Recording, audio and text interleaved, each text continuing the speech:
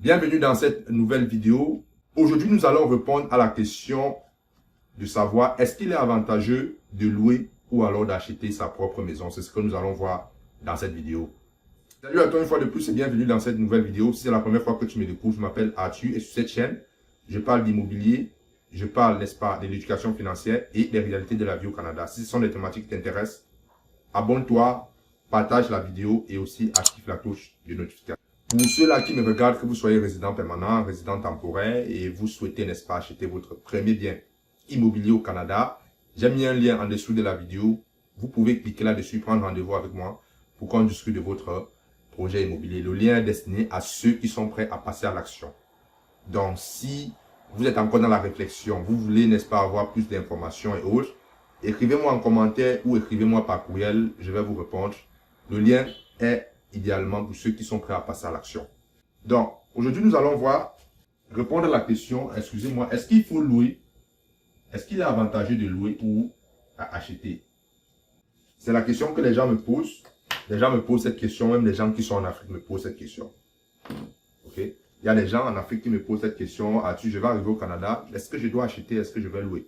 La première des choses, pour ceux-là, vous me suivez depuis l'Afrique et vous êtes sur le point d'arriver, il y a une qui va arriver, je pense en septembre. Elle a tellement peur du crédit qu'elle me pose, ben écoute, je vais vous dire, lorsque vous venez d'arriver au Canada, vous n'avez pas le choix que de louer. À moins, il y a toujours des exceptions, à moins que votre papa vous achète un appartement au Canada, c'est possible. Je connais certains étudiants dont les parents en Afrique sont des hauts cadres qui sont arrivés ici, on les a acheté un appartement. La communauté chinoise fait beaucoup ça. Donc c'est aussi, mais si vous arrivez comme des personnes ordinaires comme moi, ben la première des choses, vous devez louer. Donc ne réfléchissez même pas pour louer parce que lorsque vous arrivez, vous êtes quelqu'un de lambda, vous venez vous chercher comme on dit souvent, vous venez étudier autre, vous venez travailler. Ben, pour acheter, il va falloir que vous ayez, il y a les critères que vous devez respecter. Et ce sont les critères que j'ai partagés dans l'une de mes vidéos que j'ai publiées lundi passé. Je vais mettre le lien quelque part ici en dessous de la vidéo pour que vous ayez accès, pour voir les conditions que vous devez respecter avant d'acheter. Parmi ces conditions, vous devez avoir un travail. Or, lorsque vous venez d'arriver, vous n'avez pas forcément un travail, vous n'avez pas un bon crédit. Lorsque vous venez d'arriver, il vous faut à peu près 6 mois pour construire votre crédit, avoir une stabilité de revenus. 6 mois. Résident permanent, résident temporaire, 6 mois minimum avant d'espérer acheter. Ok?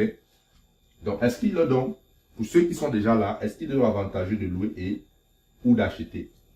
Alors, la réponse à cette question dépend de votre objectif. Ça dépend de l'objectif de tout un chacun. Ça dépend de la situation de tout un chacun. Moi, je vais vous prendre des exemples des cas que j'ai vécu. Pour moi, personnellement, en ce qui me concerne, moi, je dis rester en location. Ça, c'est la première option.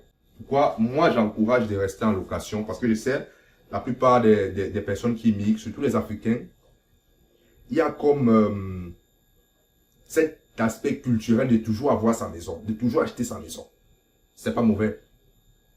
Mais lorsque vous avez pour objectif de, comment dire ça, de générer des revenus à partir des biens immobiliers, d'investir en immobilier pour générer des revenus pour avoir une certaine liberté financière, il faut rester en location. Il faut rester en location.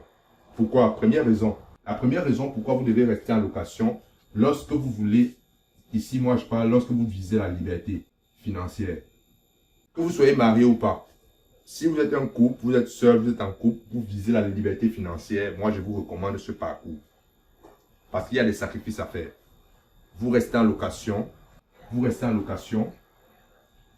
Première raison, la location va faire diminuer vos ratios.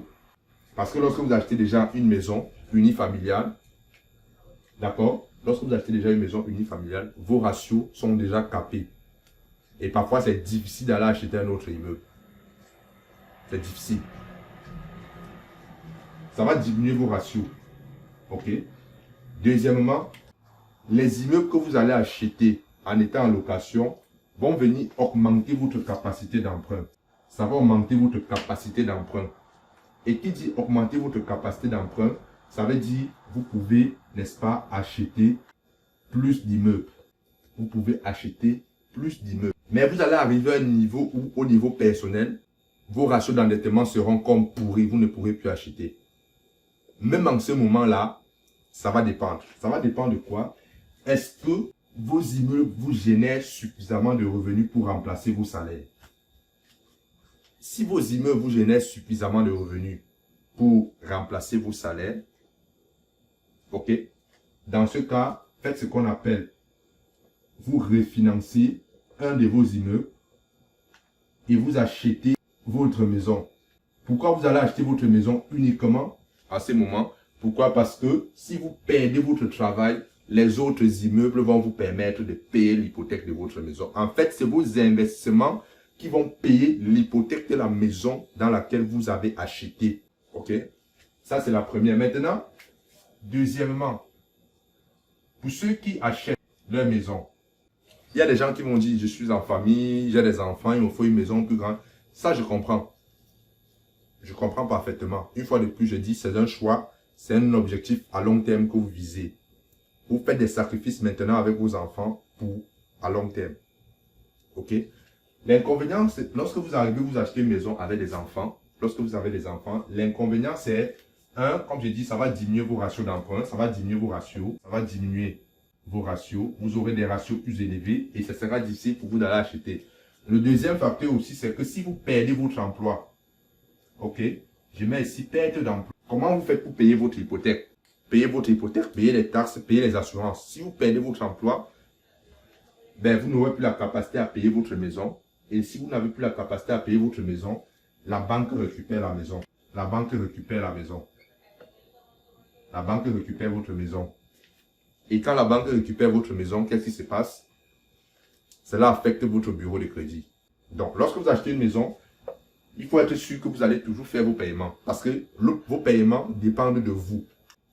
Or, dans ce cas, lorsque vous louez, avant d'acheter votre maison, vous avez suffisamment d'immeubles qui vous génèrent des revenus afin de payer l'hypothèque de votre propre maison.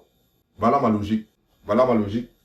Je ne vous impose pas. Après, chacun fait comme il veut.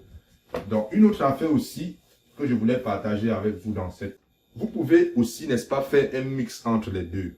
Vous pouvez faire un mix entre les deux. C'est-à-dire, vous achetez un immeuble avec 3 logements. Ici, vous vivez ici avec votre famille, au rez-de-chaussée.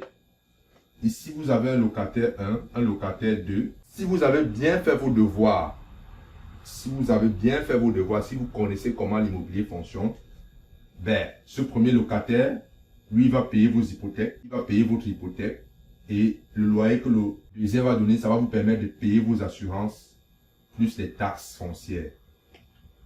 Ce qui fait que vous allez vivre ici avec, vous ne payez rien. Ça se fait. Ou même si vous payez, admettons, vous payez une assurance. Admettons l'assurance, celui-ci ne paye pas l'assurance, il paye uniquement les taxes. Disons, il paye uniquement les taxes. Vous payez uniquement l'assurance. Ça, c'est le pire des cas. Et l'assurance pour un 3 logements, ça va vous coûter à peu près 200 $ par mois. Ça vaut la peine. Voilà un cas. Ça, c'est le cas que je recommande. Je recommande aux gens d'acheter au moins un immeuble qui doit leur générer les revenus parce que ça mixe les deux situations que j'ai présentées dans le premier cas. Acheter une maison unifamiliale. Acheter une maison unifamiliale. Lorsqu'on vient de démarrer, ce qu'on appelle également résidence principale, moi, je ne recommande pas de le faire. Parce que lorsque tu es éduqué financièrement, on investit avant d'acheter sa maison unifamiliale. On n'achète pas sa maison unifamiliale avant d'investir. Pourquoi? Parce qu'en investissant d'abord, tes investissements vont te permettre de payer ta maison unifamiliale. Comme je l'ai dit, lorsque vous avez une maison unifamiliale, il faut que vous sortez chaque jour travailler pour payer toutes les dépenses. Dès que vous ne travaillez pas, l'argent n'entre pas. Vous ne payez pas l'hypothèque, vous ne payez pas les taxes, la banque récupère la maison. Et il y a un deuxième cas aussi, ici, en cas de divorce. Ça s'applique dans les deux cas. En cas de divorce, parfois, ça devient compliqué. Donc, voilà la réflexion que vous devez avoir lorsque vous voulez, vous réfléchissez, est-ce que j'achète, est-ce que je loue? La dernière option aussi que je vais partager avec vous, c'est si votre loyer est supérieur, n'est-ce pas, à votre hypothèque, plus assurance, mensuel, alors achetez votre maison. Si vous vivez dans un secteur où le loyer que vous payez actuellement est supérieur ou même égal au coût de l'hypothèque, des assurances et des taxes foncières d'une maison, ou bien même si c'est déjà 80%, si votre loyer représente sensiblement 80%, n'est-ce pas, de coûts d'hypothèque, assurance et taxes foncières, alors achetez une maison. Pourquoi? Parce qu'au lieu de payer un loyer, vous allez payer une hypothèque, ça va vous permettre de capitaliser. Si ce n'est pas ce cas, n'achetez pas une maison unifamiliale. N'achetez pas une maison unifamiliale. Voilà ce que moi j'en pense à la question, est-ce qu'il faut acheter, est-ce qu'il faut louer? Une fois que j'ai donné ces informations, c'est à chacun de se faire son idée. C'est à chacun de choisir ce qui est le meilleur pour lui. Mais une fois de plus, ayez un objectif. Lorsque vous arrivez au Canada en termes d'immobilier, c'est cet objectif-là qui va guider vos choix. Que vous ayez des enfants ou que vous n'ayez pas d'enfants, c'est ça qui va guider, n'est-ce pas, vos choix. Je suis Arthur, ça m'a fait plaisir de partager avec vous cette vidéo. Ciao.